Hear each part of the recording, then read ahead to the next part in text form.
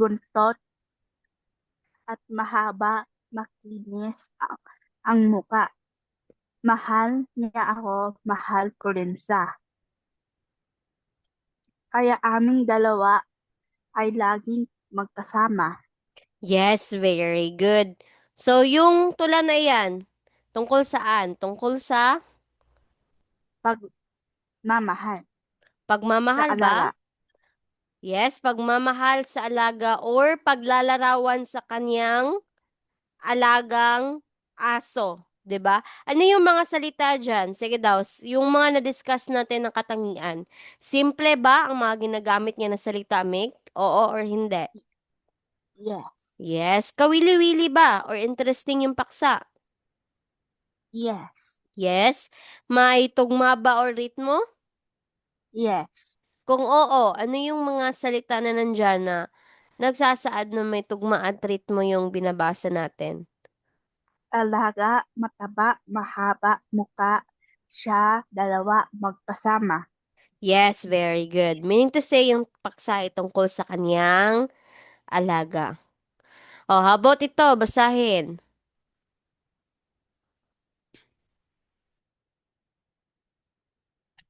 Gatas at itlog, pagkainin, pampalusog, saging at papaya, makainin, pagpapagan, pampaganda, uminom ka ng gatas, kumain ka ng itlog, hindi matagal, ikaw ay bibilog. Yes, very good. Tungkol saan yung tula, Mick, na binasa mo? Gatas at itlog. Gatas at itlog. Gatas at itlog, ano ba yun sila ng mga pagkain? Is it a good food or bad food?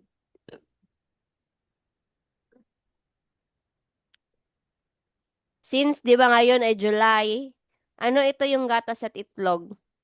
Nutrition man. Yes, mga pagkain na may nutrisyon or masustansyang pagkain, di ba? So, meaning to say, anong katangian ng tula ang na intindihan mo nung binasa mo yung tula na ito? Simple ba yung mga salita na ginamit? Yes, Yes, of course. May aral ba, Mick? May aral ba ang tula na ito? yes. Yes, ano yung aral na natutunan mo nung nabasa mo ito? Pwede magkain ng masustansyang pagkain. Yes, kagaya ng gatas at itlog. Very good. Oh, how about ito? Try mo itong basahin. Kilala mo ako, ako ay isang aklat. Sa bawat pahina ay may nakasulat, mahalin mo ako ay ingatan sa pag-aral mo. Kita ay tutulungan Okay, very good. Tungkol saan yung tula? sa aklat. Tungkol sa aklat. Very good. Iba yung aklat, ito yung source of information natin. How about ito, Mick? At ako isang lapis. Dulo ako matulis. Naguguhit ako ay ko. Ang bawat maisip, nabubura ko rin. Ang bawat sulatin, ako baliktarin. Pambura ako gamitin. Okay, tungkol saan ang tula? Tungkol sa Lapis. lapis. Yung lapis, isang bagay na ginagamit natin upang tayo ay makasulat, di ba, ng mga salita. Makasulat tayo ng tula at iba pa. Okay, dinedescribe dito kung ano yung lapis. Simple ba yung mga salita na ginamit niya, Mick? Yes. Yes, of course. Another, last one before we proceed to the next Filipino lesson. Tayo ay tayo nasa paaralan. Mag-aral at matuto. Magbasa at magsulat. Maglaro at tumuklas. Mga mga bagong kaalaman, magiging aral sa buhay at maging gabay tungo sa pangalak, Yes, tungkol saan ang tula, Mick? paaralan. Yes, very good. Ito ay tungkol sa paaralan. Very good. Sige, sige. So, simple ba yung ginagamit niya ng mga salita, Mick? Yes, Yes, simple. Meron bang aral na nandyan sa tula na yan? yes. Yes, meron. Okay. Sige. Now, we will proceed to the next Filipino lesson. And this is all about, ito Mick, di ba? Kasali rin ito, tama ba ako? Mga elemento or mga sangkap at elemento ng dula. Sige.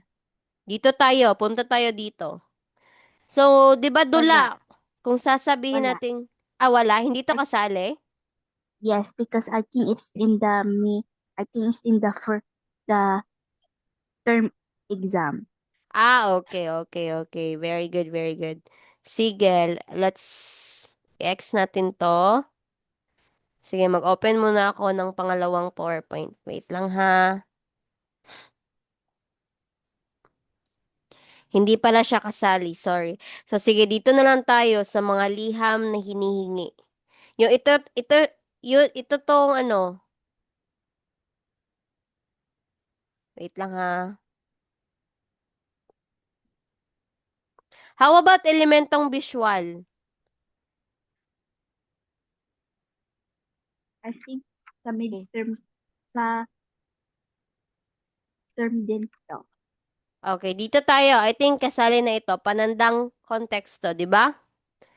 Yes, Yes, the panandang konteksto or in English ito ay tinatawag na context clue. Sige nga, Ebe, gusto kong malaman kung ano yung previous knowledge mo about panandang konteksto or context clues. Ano ba ito siya ng mga salita, Mick?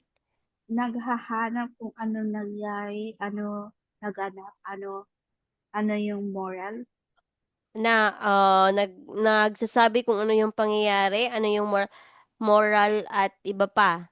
Pwede naman, pero yung pinaka-aim niya talaga is ito yung mga salita na nababasa natin sa isang pangungusap na tumutulong sa atin upang mas lalo nating maintindihan ang ano, ang isang salita. For example, hindi mo alam ang salitang masipag, pero sa kasunod niya na pangungusap, meron na dito, si Micaela ay isang masipag na bata dahil araw-araw siyang gumagawa ng takdang aralin.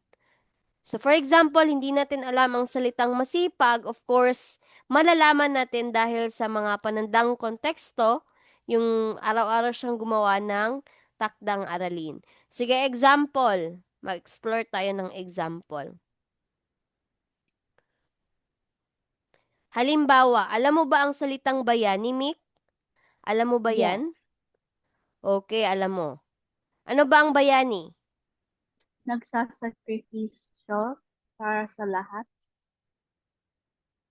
Isang tao na may mga nagawa para sa bayan or nagsakripisyo para sa lahat. Okay, kagaya nito, basahin mo daw. Unang, unang pangungusap. Ang bayani ay taong gumagawa ng kabutihan para sa kapwa. Okay. Sa pangungusap na ito para sa'yo, ano yung mga salita na nagde-describe or naglalarawan sa salitang bayani? Taong gumagawa kabutihan para sa kapwa. Yes, very good. Isang taong gumagawa ng kabutihan para sa kapwa. Mean to say, yan yung mga panandang konteksto natin. How about sa pangalawang pangungusap? Basahin mo nga. Ang bayani ay isang tao na sasakripisyo para sa kapakanan ng iba. Okay, kapakanan ng iba. O, ito ay tumutukoy pa rin sa salitang bayani, right? So, sa pangusap na ito, ano yung mga salita na naglalarawan or nagbibigay sa'yo ng tulong upang mas maunawaan mo ang salitang bayani? Isang tao na sasakripisyo para sa kapakanan ng iba. Yes, isang tao na nagsasakripisyo or sacrifice for the sake of other people para sa kapakanan ng iba. Okay, very good. Yan yung panandang konteksto natin dyan. Pangatlong pangungusap. Si Jose Rizal ay tulad ng isang ilaw na gumagabay sa mga Pilipino. Yes, yung word na naka-highlight dito is ilaw. Bakit ba ilaw si Dr. Jose Rizal? Bakit siya inihambing sa ilaw? Ano yung nandito sa pangusap? Dahil, Gumabay sa mga Pilipino. yes, 'di ba kung anuhin mo yung katangian ng isang ilaw, ito yung nagbibigay liwanag. Mean to say, for example, ikay dumadaan sa isang madilim na daan, gumamit ka ng ilaw, mean to say, ito yung nagiging gabay mo para mapuntahan mo yung patutunguhan mo. And inahambing dito, sa panandang konteksto na ito, inihambing si Dr. Jose Rizal sa isang ilaw kasi hanggang ngayon, siya ang naging gabay nating mga Pilipino sa kung ano ba yung mga nararanasan nating problema dito sa mundo. Lalong-lalo na sa mga kabataan, mga problema tungkol sa kabataan, ganyan. Okay, naintindihan ba so far, Mick? Yeah. Yes. Okay. Ito yung totoong kahulugan ng panandang konteksto. Gusto kong basahin mo ito. Mga salitang nagbibigay ng pahiwatig upang malaman ang kahulugan ng isang salita pantay sa pangungusap. Yes. So, ito lang yung tatandaan mo para hindi mo makalimutan. Panandang konteksto or in English, tinatawag natin itong context clues. Ito ay mga salitang nagbibigay pahiwatig. Huwag mo yung kalimutan. Pahiwatig or mga salitang tumutulong sa iyo para malaman mo ang isang kahulugan ng isang salita. Okay? Sige, meron pang mahalimbawa dito. Ito yung example ko kanina. Pwede mo ba siyang basahin? Si Ben ay masipag kaya palagi niyang tinatapos ang kanyang takdang aralin. Very good. So, for example, hindi mo alam ang salitang masipag. Ano kayang mga salita ang nasa pangungusap ang makakatulong sa'yo para malaman mo na ano yung salitang masipag? Palagi niyang natatapos ang kanyang takdang aralin. Yes, palagi niyang natatapos ang kanyang takdang aralin. Ganyan lang. So, meaning to say, dahil sa panandang konteksto, nahuhulaan natin ang kahulugan ng masipag dahil sa pahiwatig na palagi niyang natatapos ang kaniyang takdang aralin. Sige. Now, another way of ibang paraan o para malaman natin yung paggamit ng panandang konteksto. Meron siyang unang strategy or technique para magamitin yung panandang konteksto. Una is ang anatomic. Pagbigay ng kahulugan. Yes, pagbibigay kahulugan. Or ano ang tawag dito?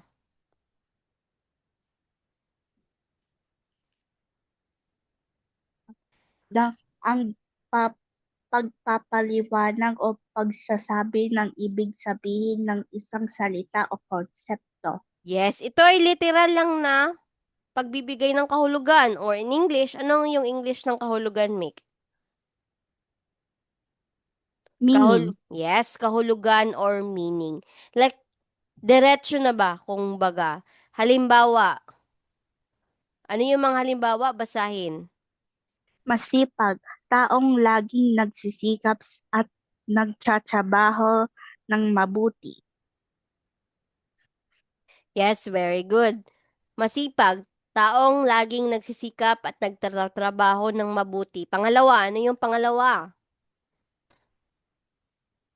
Magalang, taong marunong rumespeto sa kapwa. Yes. How about the last one? Matapat, taong nagsasabi ng totoo at hindi nagsisinungaling. Okay, very good. Sige daw, be, gusto kong gamitin mo ang salitang matapat sa isang pangusap. Simpleng pangusap lang. Try daw. Try kang gumawa. Tingnan natin kung tama ang paggamit mo nito. Lahat na tao ay dapat matapat sa mali ni, sa mga mali na ginagawa. Okay, okay. Very good. So, matapat. Yes, tama. Tama yung pangungusap mo. How about ito? Formal na Formal na definisyon. ang malinaw at tiyak na pagpapaliwanag ng kahulugan ng isang salita karinang ginagamit sa aklat o diksyonaryo. Okay. Formal na definisyon, iba ito sa magkahulugan na pagbibigay ng kahulugan. Kasi yung pagbibigay kahulugan, pwede itong parang opinion mo lang sa tao lang, yung base sa naintindihan mo kung ano yung salita. Pero yung formal na definition, of course, magkaiba yan. Kasi bakit ba? Kasi yung mga kahulugan or definition na ginamit is galing saan ba, Mick? Aklat, Yes, sa aklat or diksyonaryo. Halimbawa, sige nga, basahin mo yung mga halimbawa, Mick. bundok, isang mataas na anyong lupa. Okay, very good. Bundok, isang mataas na anyong lupa. 'Di ba? Alam mo naman yung bundok or mountain. How about yung pangalawa? Ano 'yun?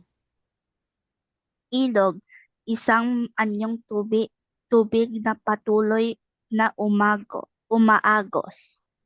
Okay, very good. How about yung pangatlo? Aklat, kalipunan ng mga pahinag naglalaman naglalaman ng impormasyon or kwento. Okay, yan. Yan yung formal na definition. Galing talaga yan sa dictionary or sa Google. Okay? Naintindihan ba, Mick? Yes, Sige. Now, let's proceed to this one. The analohiya. Ano yung analohiya? Pwede mo bang basahin? paghahambing ng dalawang bagay na magkatulad ng ang ugnayan upang mas madaling maunawaan ang kahulugan Okay, very good. Yung analohiya, yung tatandaan mo lang, paghahambing. Do you know the word paghahambing? I forgot.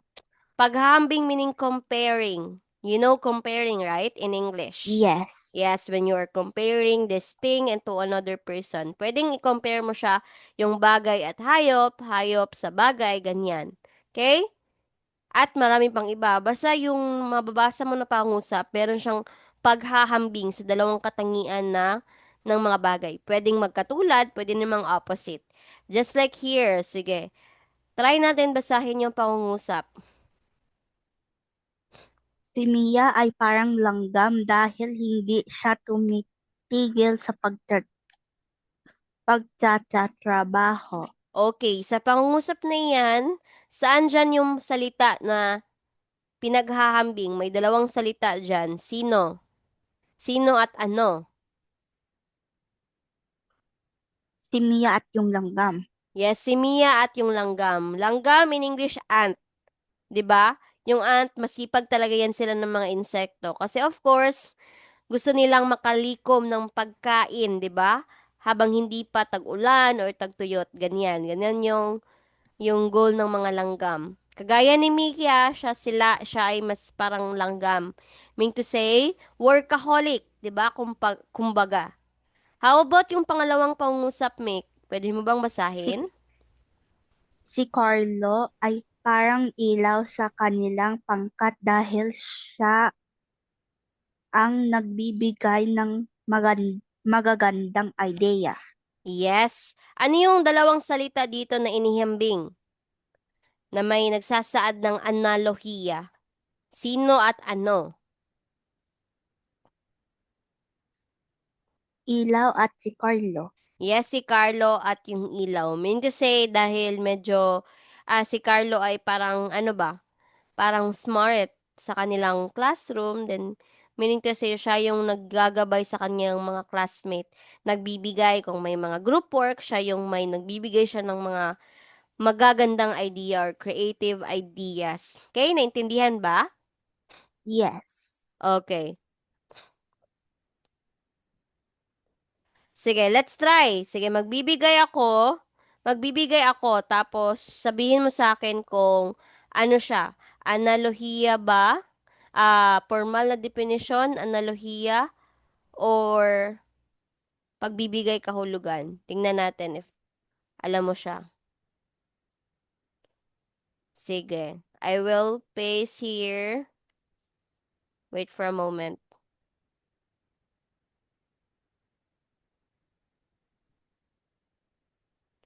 Sabihin mo sa akin ano yung sagot niya. Basahin. Si Marco ay masikap kaya palagi niyang mm, natatapos ang kanyang mga gawain sa tamang oras. Yes. Ano yun? Ano sa kahulugan ng salitang masikap batay sa panandang konteksto? Ano yung nagde-describe sa salitang masikap, Mick? Laging nagsisipag pag at nag at sa trabaho. Yes, very good. Okay, how about this one?